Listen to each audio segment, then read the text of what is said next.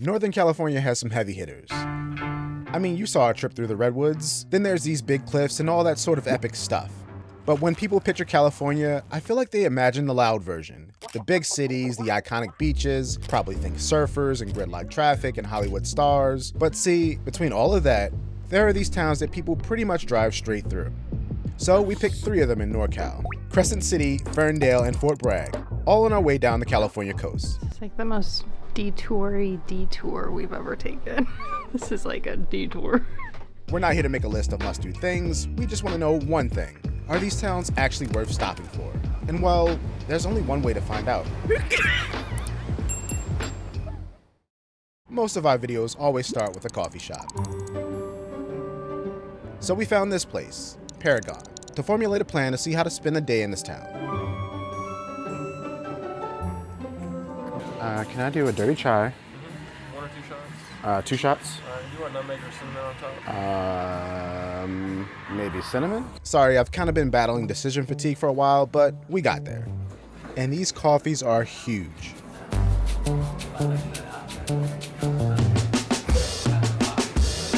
Gotta carefully try not to spill. Yeah.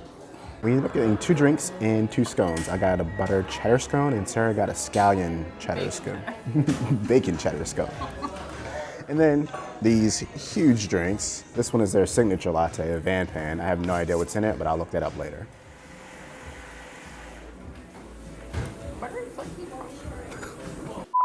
Baked in a buttery flavored crust.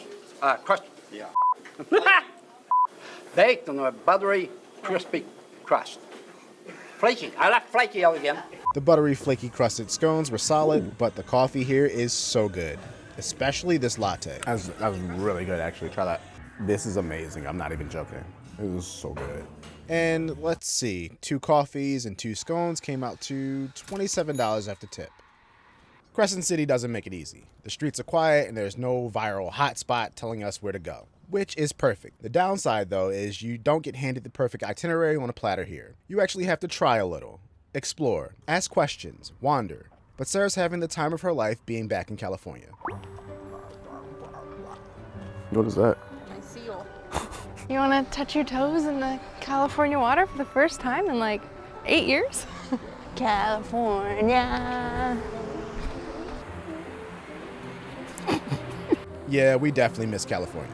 Warmer beaches, although not by much here in NorCal. The sound of lighthouses and sea lions barking and seagulls squawking in the distance. Good times. Not too bad. I could cold plunge in that.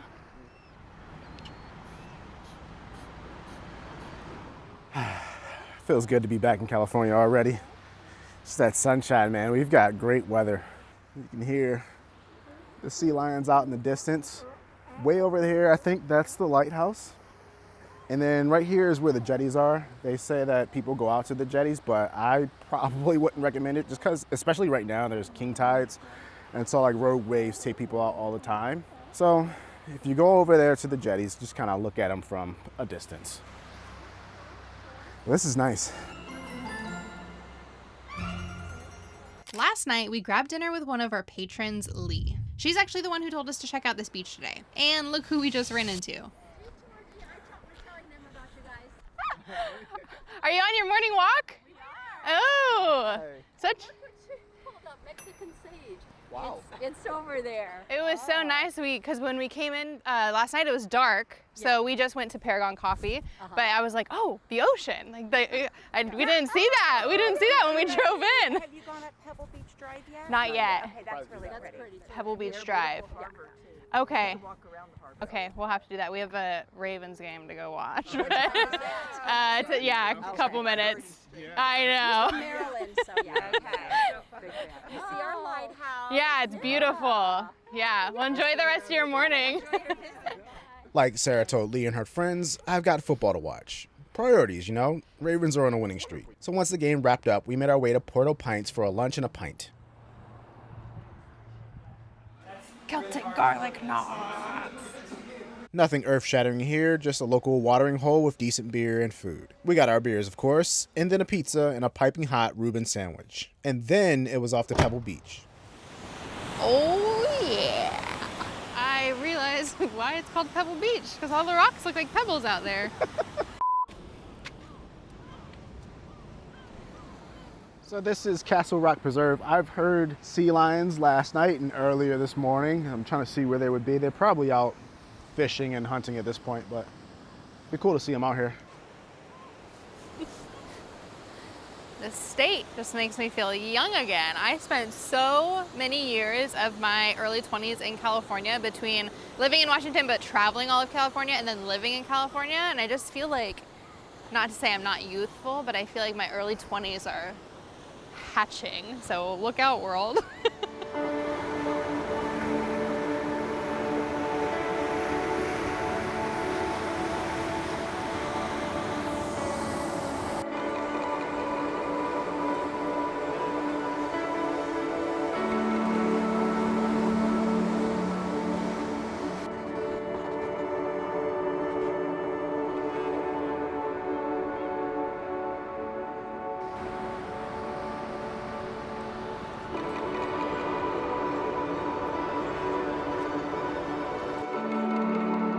We hung out here for a while, waiting for the sun to start to set and appreciating the view. We even brought Otto out to appreciate some of this, thinking maybe he'll like this part of California too. Or maybe not. City boy. They're all staring at me. What is that creature over there? So this is our second night here, and it's called Elk Valley Casino. There's signs all over the place saying do not approach the wildlife and the elk. We haven't seen them yet. When we drove back up, there are so many over here. This is our second time in the last 2 weeks seeing a ton of elk. I am also not gonna get very close. I'm gonna heed their warning, which is why I brought a zoom lens. And I ain't no fool. I seen those Yellowstone videos of the tourists being really stupid close to buffalo. I ain't doing nothing like that.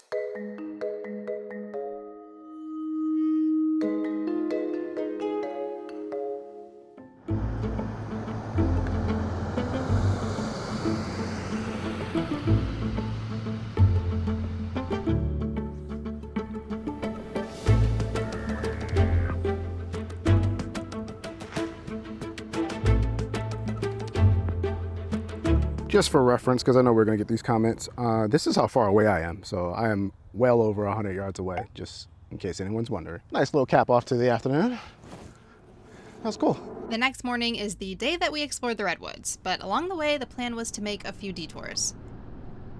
Initially, we wanted to explore the Lost Coast Drive. Everyone online calls it wild, untouched, the quote-unquote real NorCal. And we're like, yeah, let's do that. But we quickly realized how impossible that was going to be with the RV. Untouched and wild goes for the roads too. So we had to pivot and just kind of follow the coast and hope something cool appeared. Long story short, that's how we ended up at Trinidad Beach.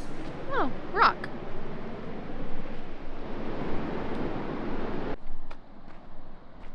Ending up at Trinidad had its own perks. The waters here are much calmer than the beach we visited in Del Norte State Park.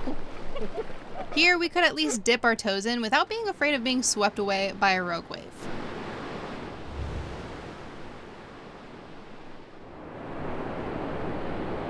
Trinidad Beach was just a short pit stop. The real goal is making it to the town of Ferndale, which is a little tight to get to with the RV.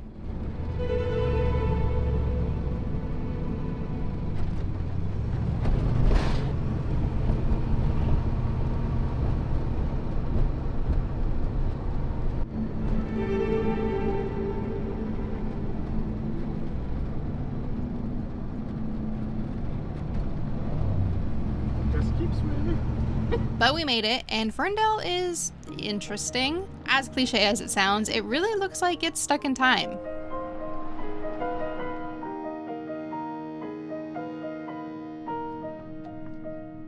Kinda gives me a weird feeling, but Tony is totally into it.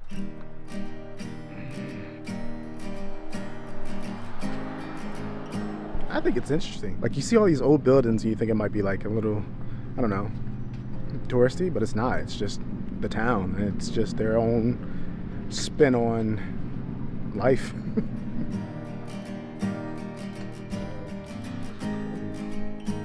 A lot of these stores, well, they look like regular stores, until you realize quite a few of them have antiques on display and little mini museums up top. And okay, maybe it's a little creepy.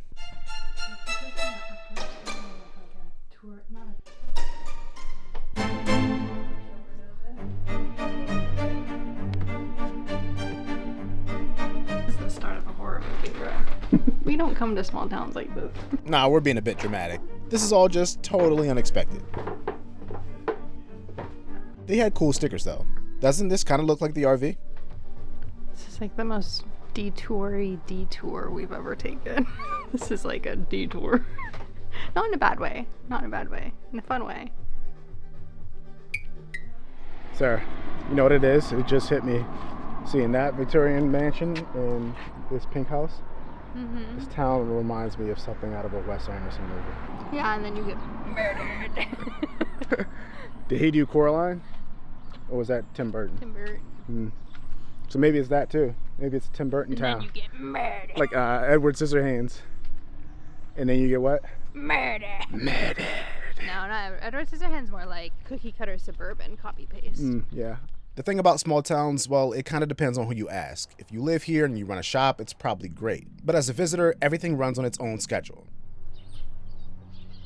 If the day is slow, places just kind of close, which can make exploring a little tricky. But we were told the best view of the town was at an old graveyard of all places. You want to go up there?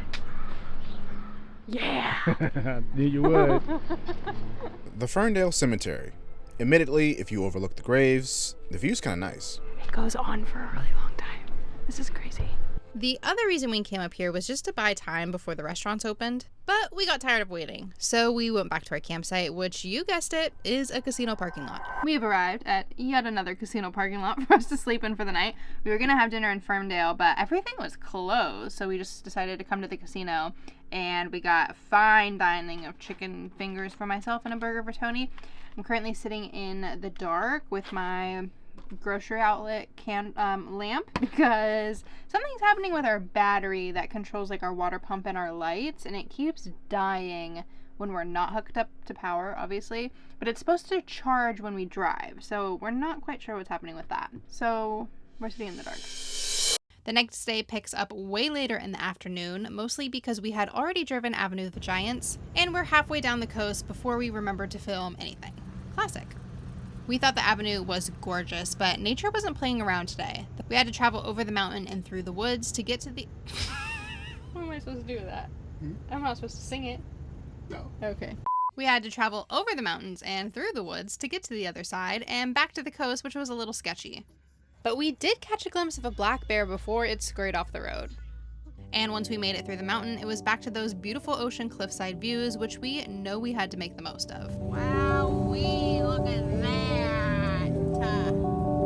You know, driving the California coast is a weird experience. Not because it's dramatic, everyone already knows that part.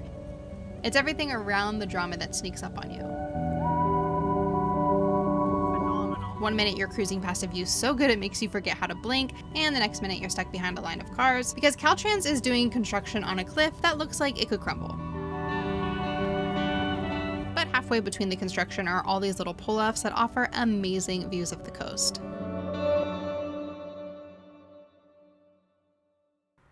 Enjoying the view? Quite. We're on a bit of a rush against time because we're trying to make it to Glass Beach in Fort Bragg before the sun sets, which is in less than an hour. And we are about 25 minutes away, 24, but someone keeps stopping to take photos. And there's also quite a bit of construction on this road, so we'll see if we make it in time. It's a beautiful view. It's a We're right on the coast. It's a beautiful view. It's a beautiful view. Beautiful. Not a bad place to get stopped for some traffic. Still, somehow we made it to Fort Bragg right on time for the start of one of the most beautiful sunsets we've ever seen. But before that, we still have some time to explore Glass Beach and find out how it got its name.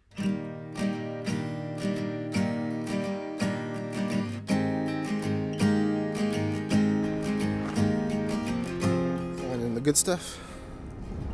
Yeah, look at these cuties. So you're gonna make a great old lady one day. I don't like birds though. As the name would suggest, this beach is full of glass. Not the slice your foot open kind of glass, but the kind that's been tossed around by the ocean for decades and been smoothed over and shaped.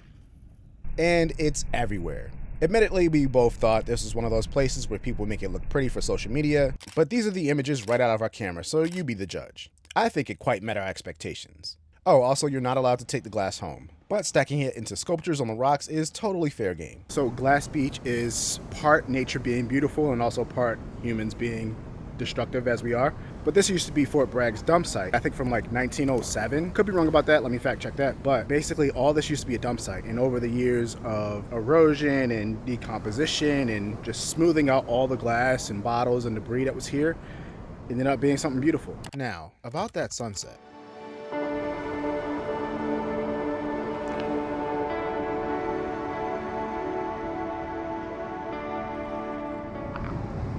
Showing out.